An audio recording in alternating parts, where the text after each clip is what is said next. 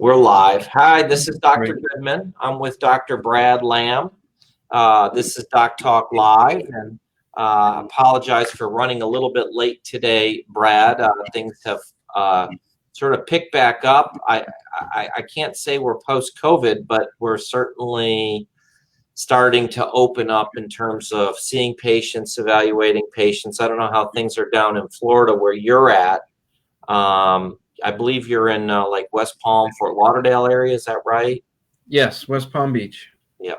Dr. Lamm is an orthopedic surgeon, and we're going to talk today about lengthening toes. Is that right? Yes, that's correct. It's called brachy metatarsia is the diagnosis, where patients are born with short toes and they didn't quite grow out to length as they're supposed to. And how does that, first of all, how common is that?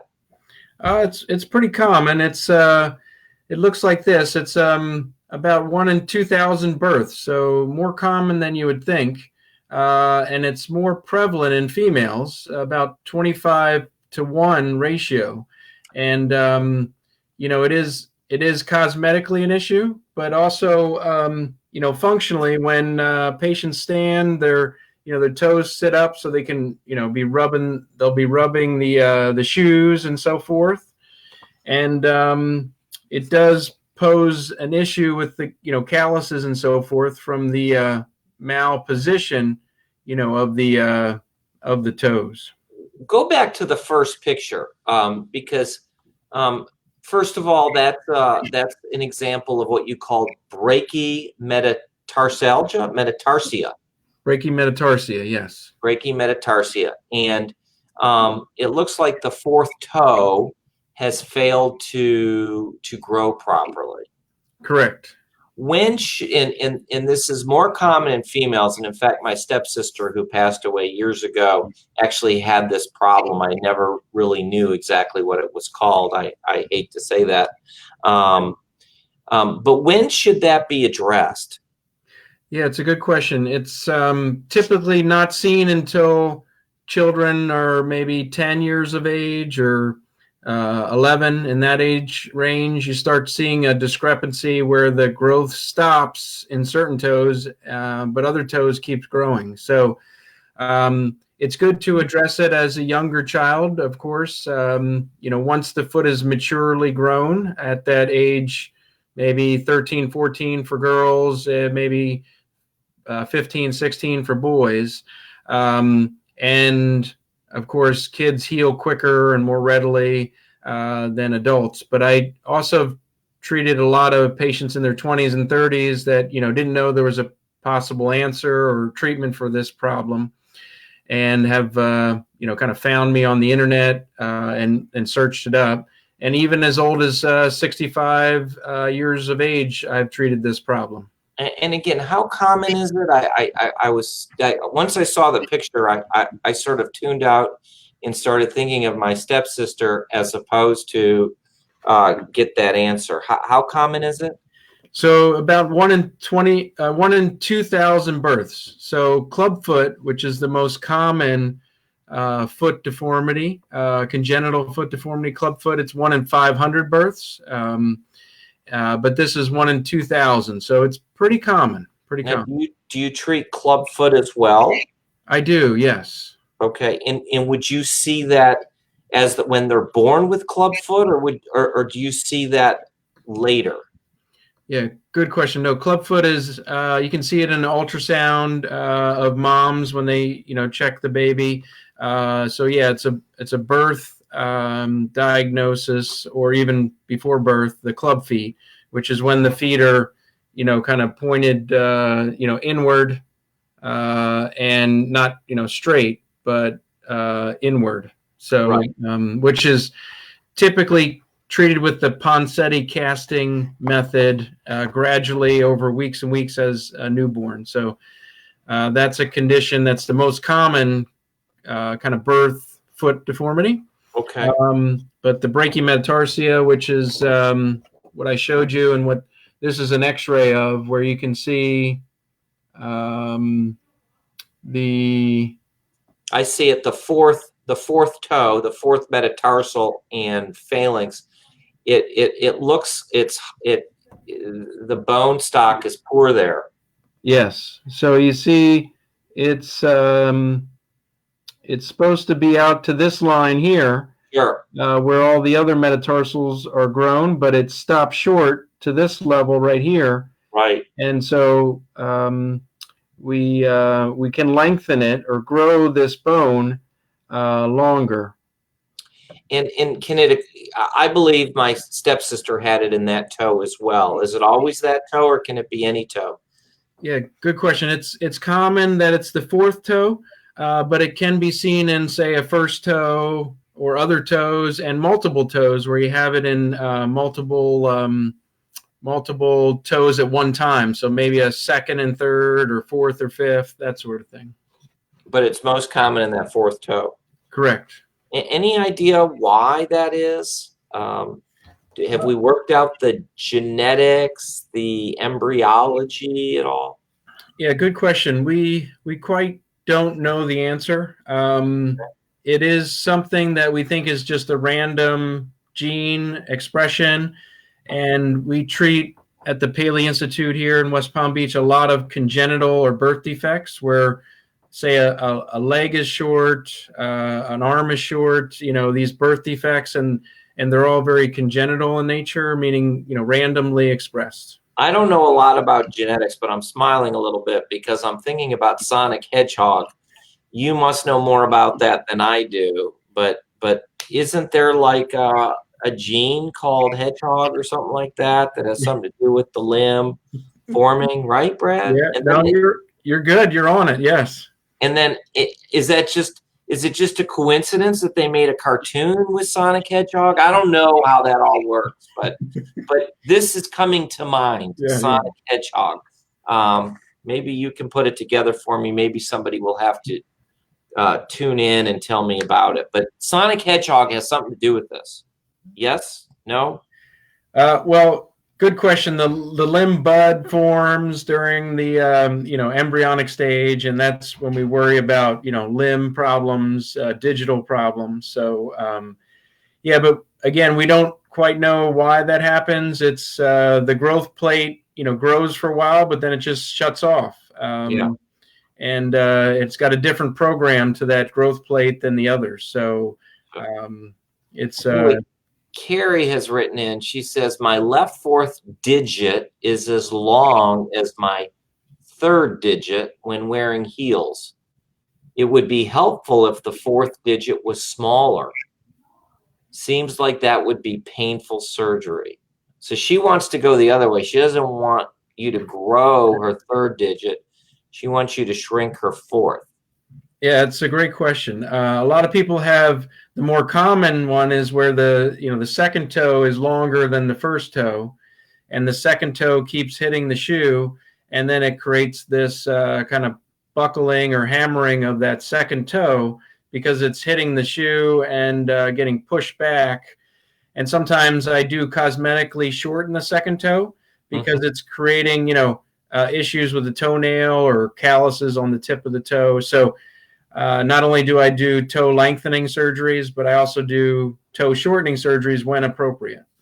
So your training is obviously in orthopedic surgery, but did you do a subspecialty in feet, or did you do more of a subspecialty in the bone deformity, bone lengthening type of treatments that the Paley Institute offers?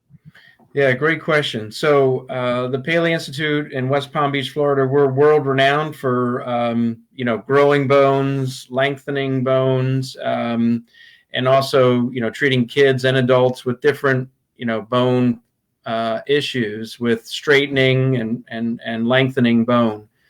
I was fortunate because I had really great foot and ankle surgery training, but I went on further to learn about limb lengthening, bone straightening surgery, which is a unique fellowship. And I personally trained under Dr. Paley, who is kind of our founder of what we know of doing the limb lengthening, limb reconstruction for kids and adults. So are you the foot toe lengthening guy in the office, or do you do everything? Yeah, I'm somebody who does all types of foot and ankle surgery, you know, ankle replacements to flat foot reconstructions to trauma to. But when it comes to the lengthening procedures, do you focus on the foot, or do you or you just have a special interest there? Yeah, so I do some leg lengthening when it comes to the ankle and that sort of aspect, but I am kind of the foot lengthening guy in our group. Yes. And so take us through this case that you showed us in the beginning. How do you get that bone to grow? Yeah, so let's see. So what we do is we put a external fixation device on the foot, which looks kind of like this. It's a metal bar and has some clamps on it. And basically, it's a device that you can, use, say, like a wrench, and you can turn the wrench. And what that does is it basically lengthens the clamps, and you turn it just a little bit every day, and it can grow the bone. So what we do is we create, kind of like a what you call like a controlled break of the bone. So we break the bone here, and then we grow. This is all new bone here. So by turning that device, you're growing bone and making bone. So about, kind of a finger width bone is what I was able to grow for this patient to make, of course, that fourth toe longer. And it looks similar to this here, where you have this device on there on the foot. You see that metal box on top of the foot, and now you see her toes a lot longer than it used to be. So this is the same foot. Same patient, yeah, same patient. Wow. How long did it take to correct that? So that takes about a month to 6 weeks, depending on how much length you need to do the lengthening process. So that's all. It took 6 weeks. So, and that grew how many millimeters is that? Usually about 15 to 20 millimeters, so almost an inch, depending on the patient. So you're telling me that bone grows about a half a millimeter a day? Is that about right? Yes, that's correct. Half a millimeter a day. So if it's 15 millimeters that the patient needs, which is kind of around the average, it'd be about 30 days of turning to get that length and grow the toe. And Carrie writes that is painful. It looks painful. I'm not sure it is painful. Tell us about the pain in here involved in this. Yeah, so the good news is it is a weight-bearing surgery. So you're able to walk on these shoes right after surgery. Of course, it is painful because, you have a broken bone, basically, to grow it longer. But most patients say when they do the device and they, take the wrench and they're turning the device, it feels like they're stretching their muscles when they go to the gym, kind of thing. It's not painful that every time they do a little adjustment it hurts, because it's such a small amount of lengthening every day. It's not very painful at all as far as the turning goes. So once again, this is brachy metatarsia. Brachy metatarsia. Okay. And then you mentioned clubfoot. What are some other common things that you would see in your world? Yeah, so another ones are bunions. I see a lot of bunion and hammer toe patients. I have a procedure which is a minimally invasive bunion procedure, which is quite a new and revolutionary treatment for bunion surgery, where instead of having that big long incision on your foot, you can have like a short, little kind of small incision to correct the bunion surgery. And a lot of patients have done really well with that as well. Now, when I think of bunion, I think of the first metatarsal phalangeal joint with that valgus deformity. Is that an accurate description? Yes, yes, that's very accurate. It's kind of, where the where the big the bump would be, kind of, right in here. Well, I think you're a little bit off, Yeah, actually, yeah, because you can't see. Yeah, now you got it. Yep, yeah. right there. And Yeah. so how does that differ from hallux rigidus? Yeah, so I'm about to kick my shoe and sock off and show it to the world. I don't have a bunion, but I have the biggest. I think I've got the biggest joint there in the history. I think I want to get in the Guinness Book on this. yeah, It's so not deformed though. It's just very arthritic. It's huge. yeah, so if you have arthritis of the big toe joint, it's usually a bump on the top of the Right. foot. Correct. But if you have a bump on the side of the foot, that's the bunion bump, which is more of they're both hereditary type problems typically. You inherit usually the bunion deformity from somewhere in your family, and it grows bigger and bigger with time. Just like if you had the arthritis problem, that bump on the top grows bigger and bigger with time. So how would you treat the bump on the top?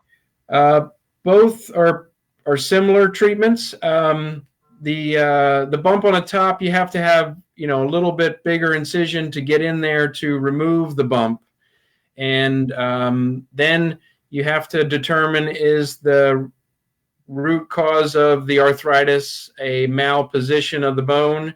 Because usually you have to not only clean up the arthritis of the big toe joint, but you have to cut the bone and shift it so that way it the joint glides nicely and it's in a better functional position. So a lot of people that have hallux limitus or rigidus, which is the stiff big toe joint, they also have some sort of metatarsal bone malposition that predisposes them to have that kind of arthritis and kind of crushing of the joint.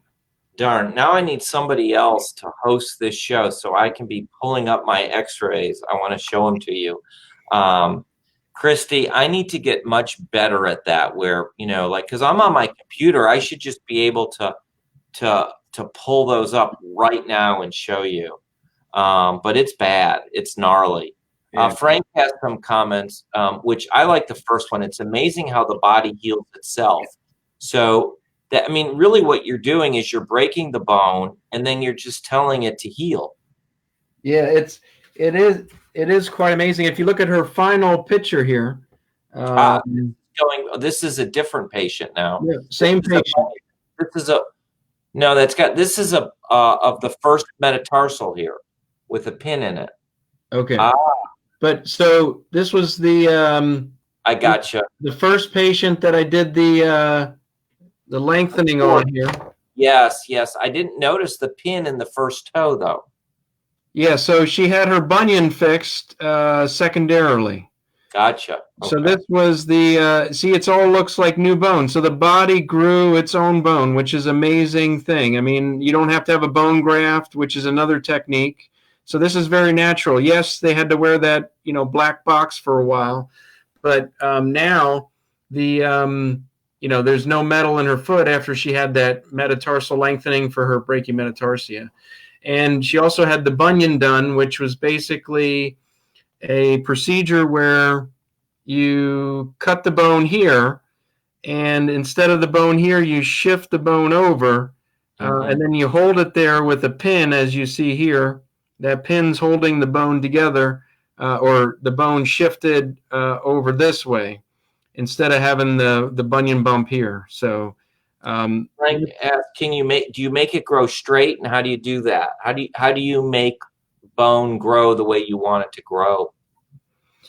Yeah, so basically with the lengthened bone, wherever you put the fixator, it just grows along that that path where the metal bar and pins are growing it. So it's kind of like geometry, 2 points define a line. Once you have that line, that's the the vector of lengthening that the bone is going to lengthen. And so it's just a matter of your rate and rhythm in which you grow the bone.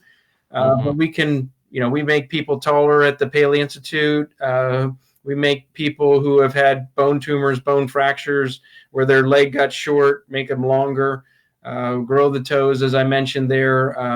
And we can also shorten if need be too. Hey, here's one for you, Christy. Christy helps me with the show, but as these things, as my mind works, I'm like, Christy, we need for people to be able to, and I think you sent me something that Facebook can do this now, where people can somehow, if they're watching this live, could not have to type in, but they could actually join us live.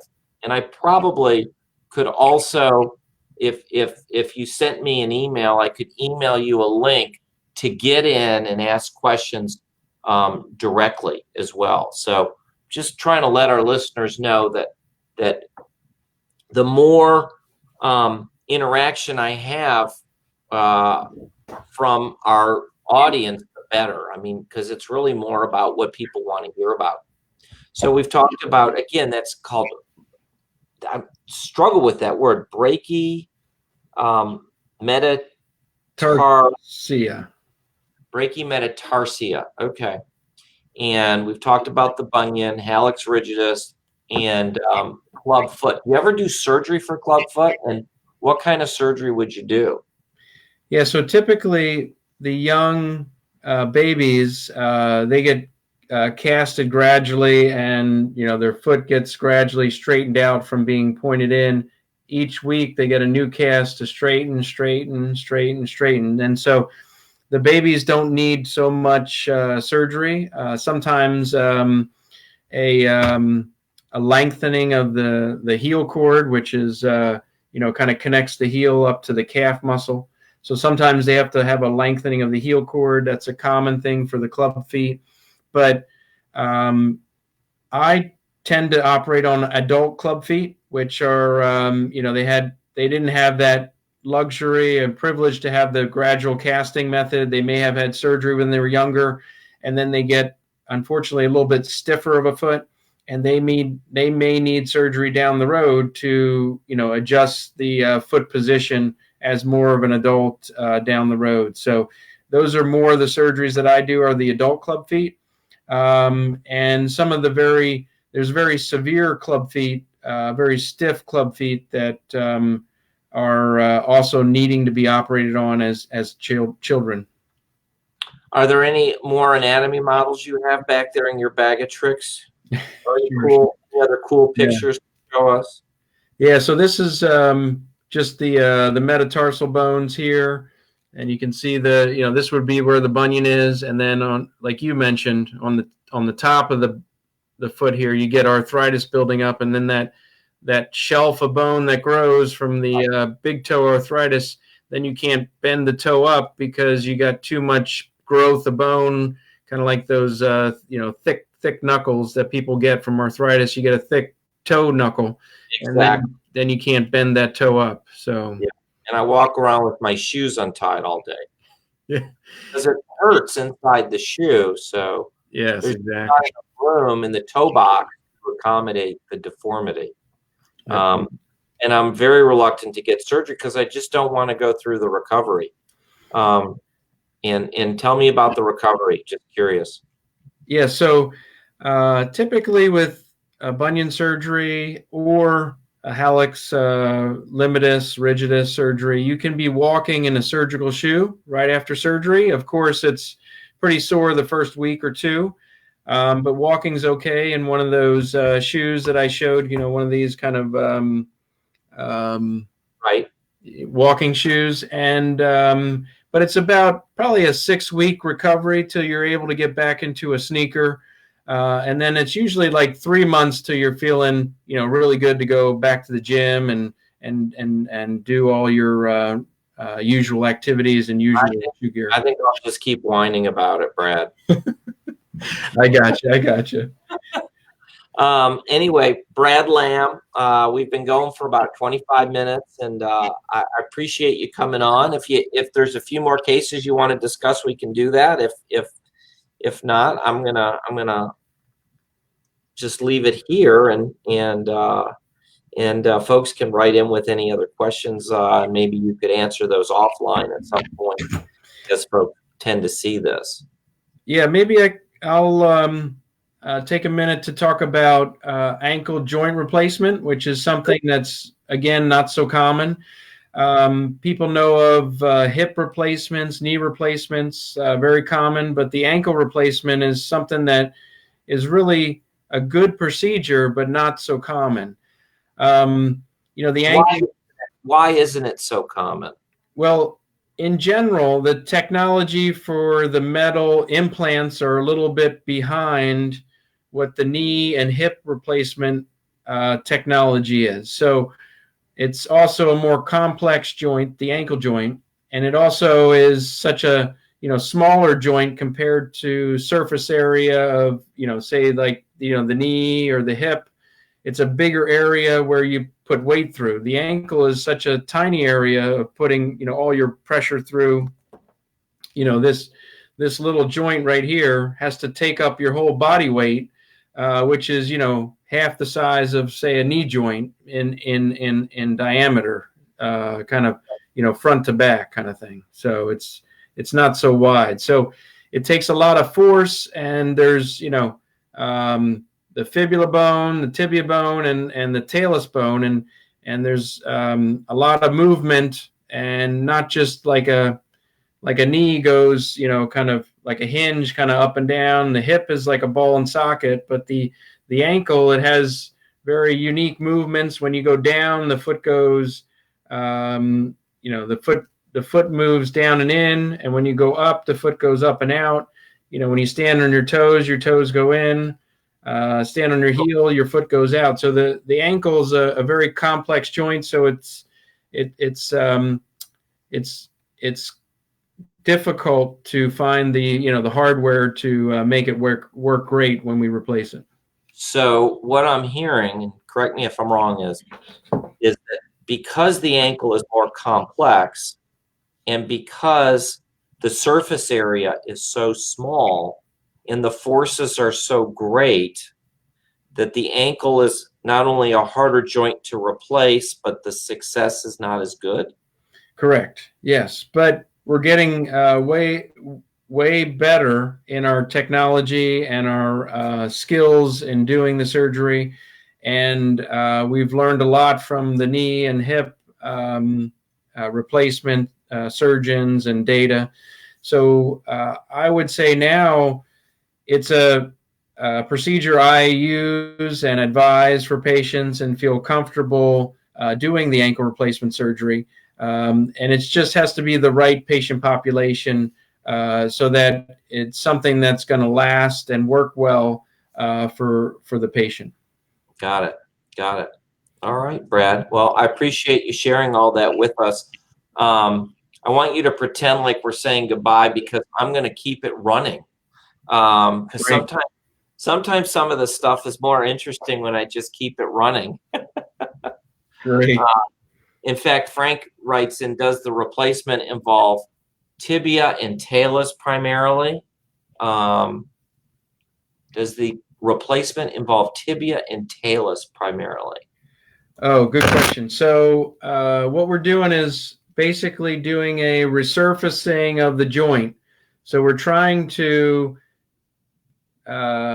limit the amount of bone removed from your ankle joint so that you can function better.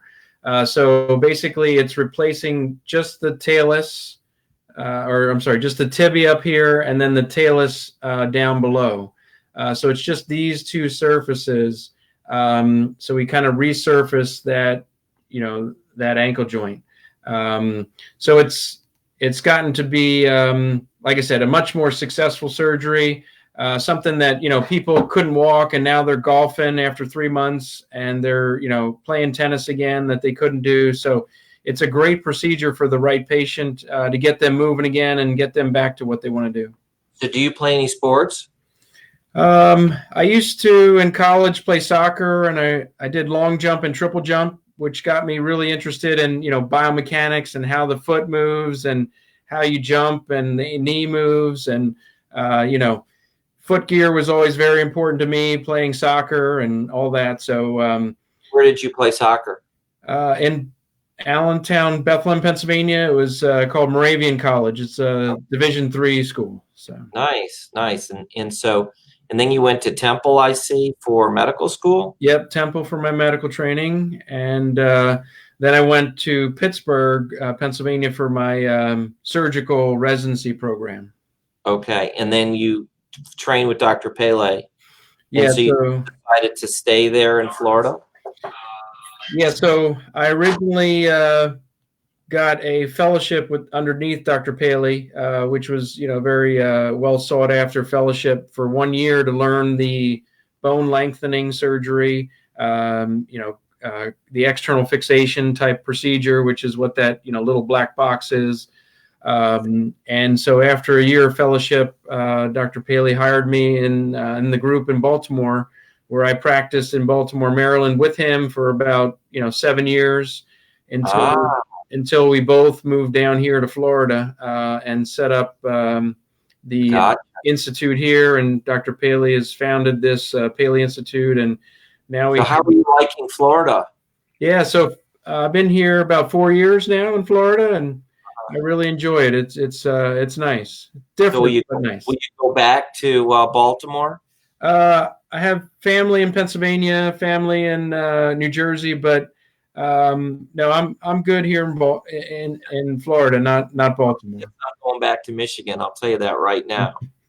Frank asks, how does surgery affect the navicular? Is ability for somebody to pivot or plant or flex?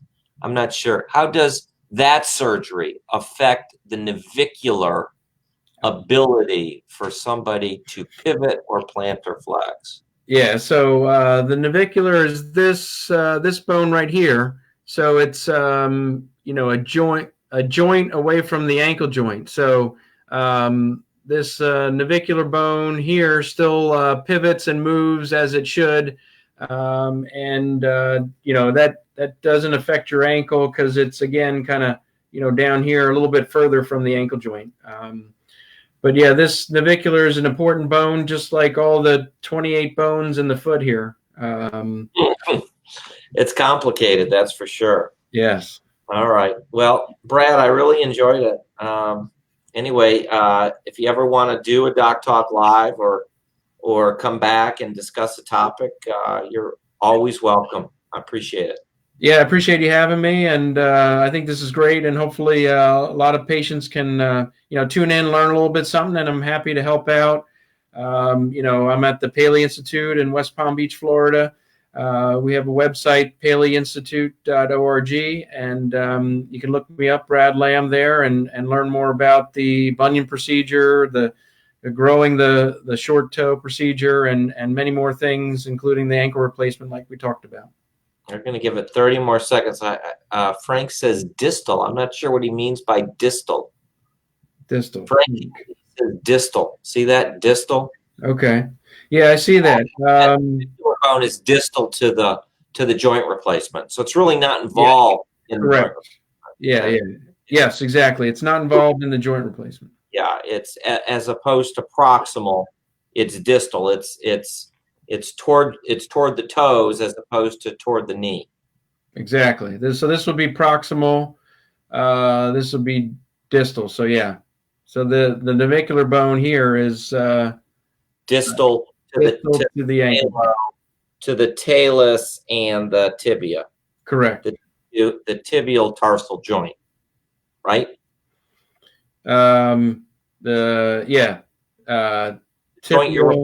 Tibial talar joint here. Yeah. Talar joint. Excuse me. I said tarsal. That was my bad. I misspoke. All right, Brad. Great. How's the weather there? It's pretty hot and muggy, like very humid today. Very humid, but yeah, a lot. Thunder showers and rain and warm weather. So I'm good. Okay. Take care. Bye-bye. Right. Thank you.